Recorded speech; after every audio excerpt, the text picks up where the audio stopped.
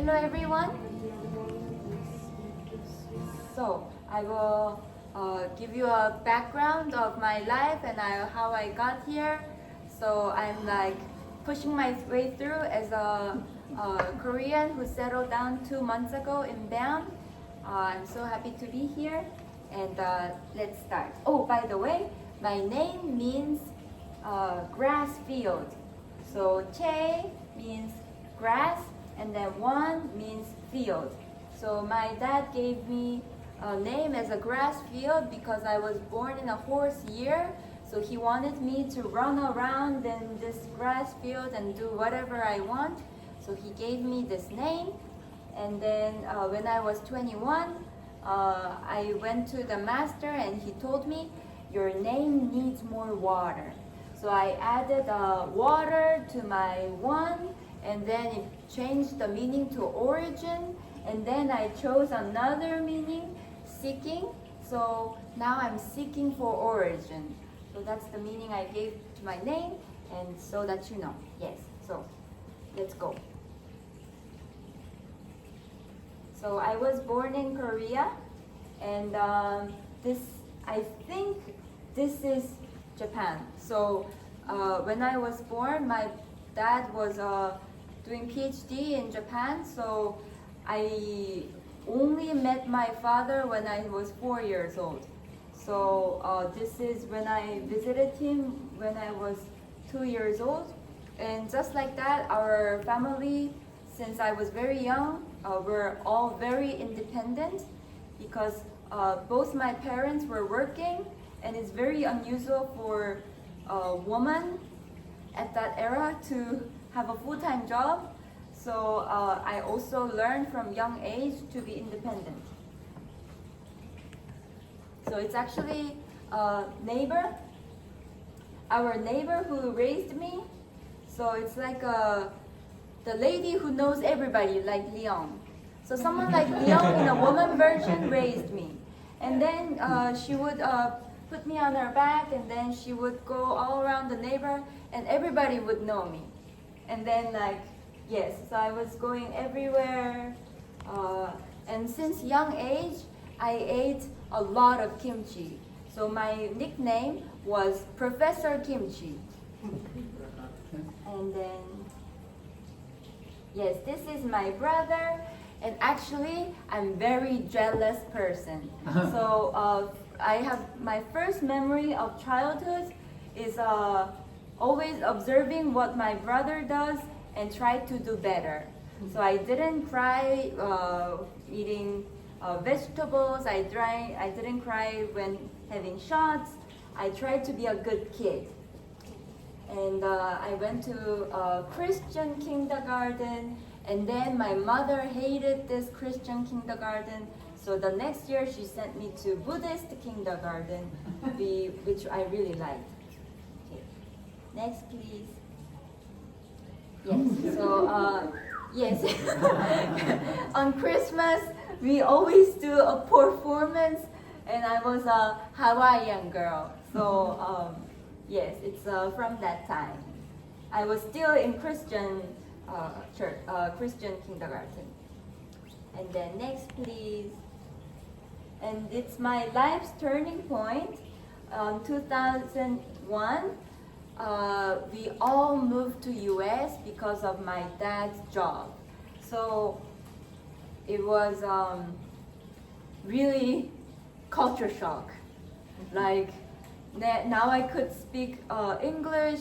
I had friends, and I started to have a different identity, so to say, Americanized. I started to have my ideas, express myself, and yes, and then, yes, next slide, please. Yes, it was a very nice experience. I realized life is not only about Korea. There's other place in the world with a good life. Next slide, please. And then I came back to Korea. And actually it was pretty difficult because Korea is a very uniform society and they don't like people who have ideas. So they like to follow the mainstream, and whenever you're trying to express your ideas, they don't like it. It's a huge population in a very small land. So think about the population of Spain, 50 million living in Portugal, like a squeeze to each other. So we're very stressed, small territory society, so we like to be uniform. That's what people feel comfortable.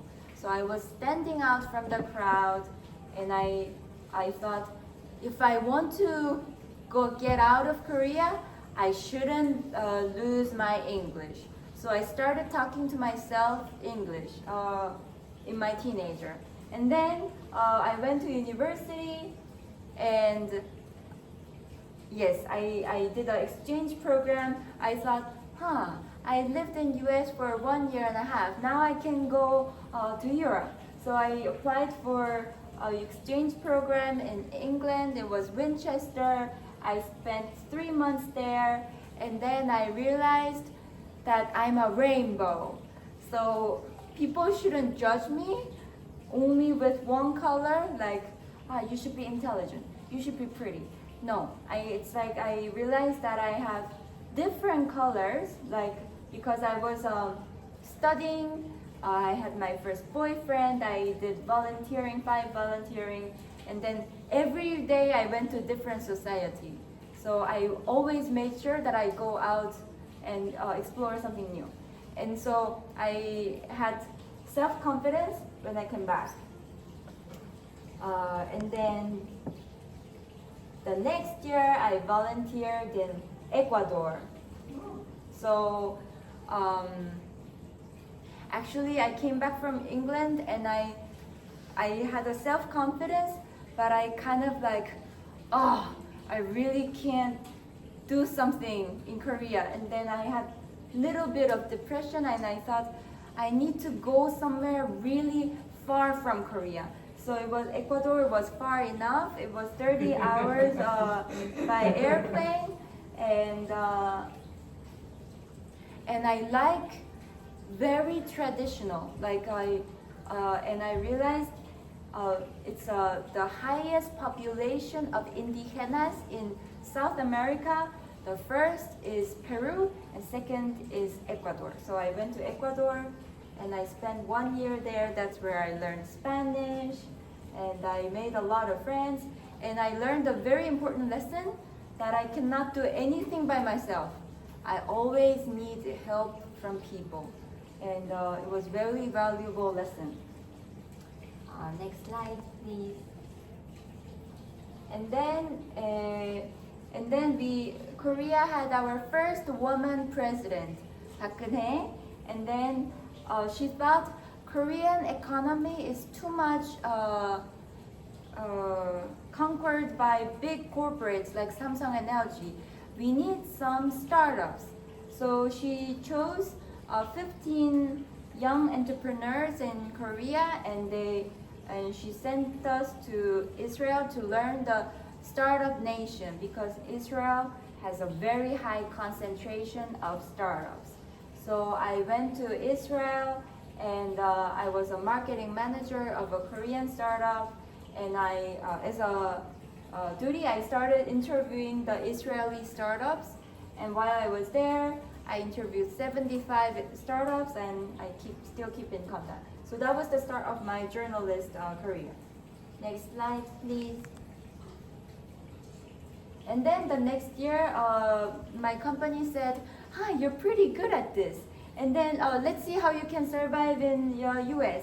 And so they sent me to Silicon Valley, and then I was a business development in this company. I pitched to investors, and it was nice to be back in US, but I thought it was I still like Europe more. And then I always like making dramatic change. So when I was in English countries, I always thought, but my ancestors actually come from China. So my ancestors were Chinese emperors from 200 BC. Do you know Three Kingdoms story?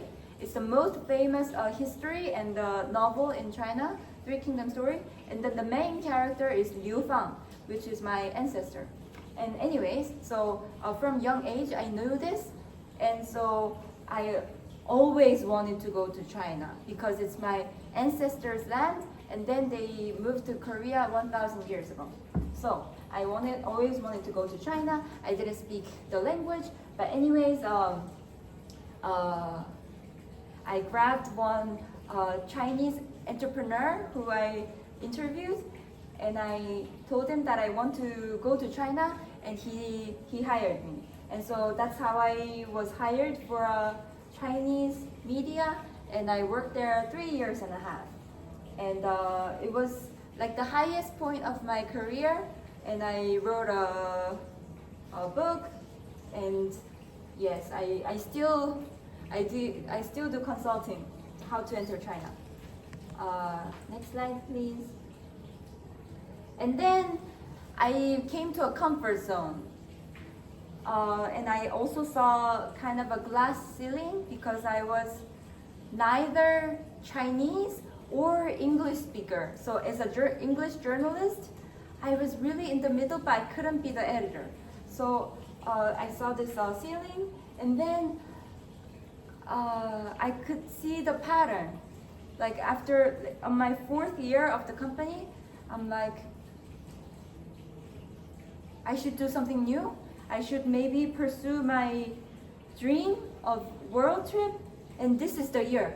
I should do it. And then I was 28 years old, but in Korean age I was 29 because you add 1 or 2 more age when you're in Korea.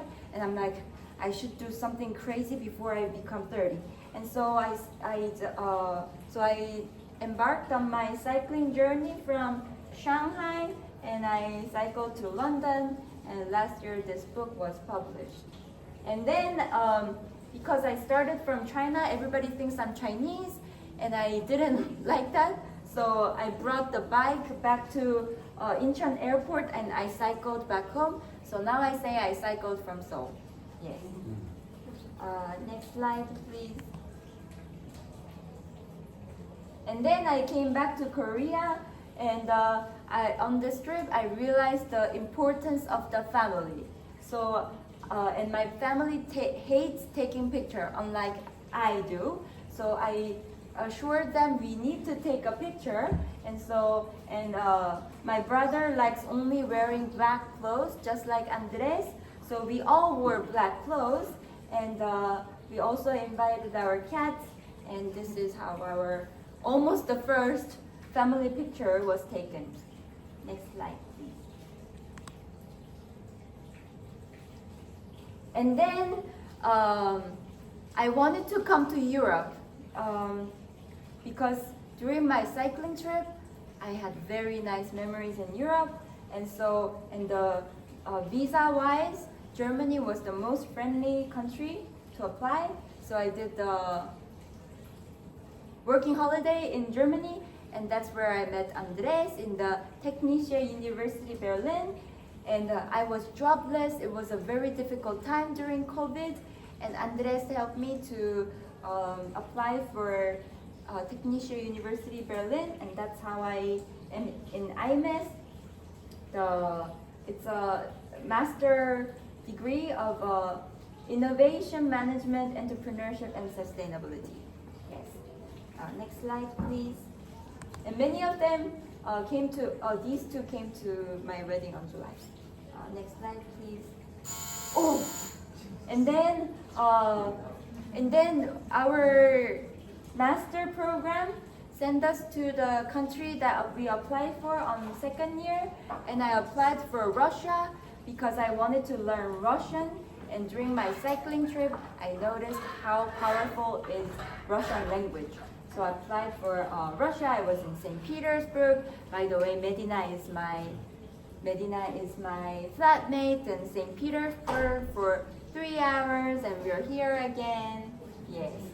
And yes, I was supposed to be there until July, but due to the Russian war, that's why I'm here in Switzerland. You know, it was, and our wedding was supposed to be next year, but it's everything due to Russian war. Everything speeded up, and why we're here. You know, and then. Oops, sorry. And then when the Russian war broke out, I was like, should I go to Germany or should I go back to Korea?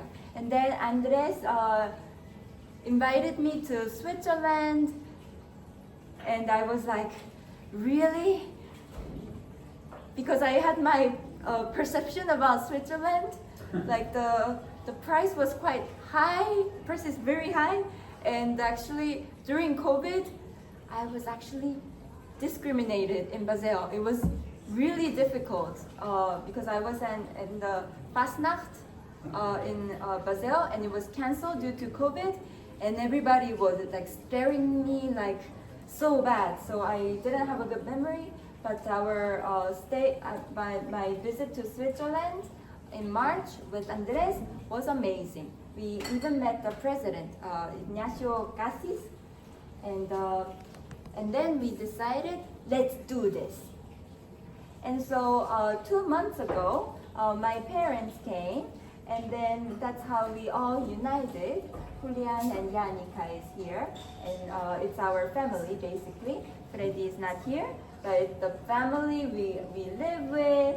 It's Andres' family, yes, and my family. It was lovely, and it was crazy evening with Spanish, German, Korean, and English. It was very international. So thank you for listening.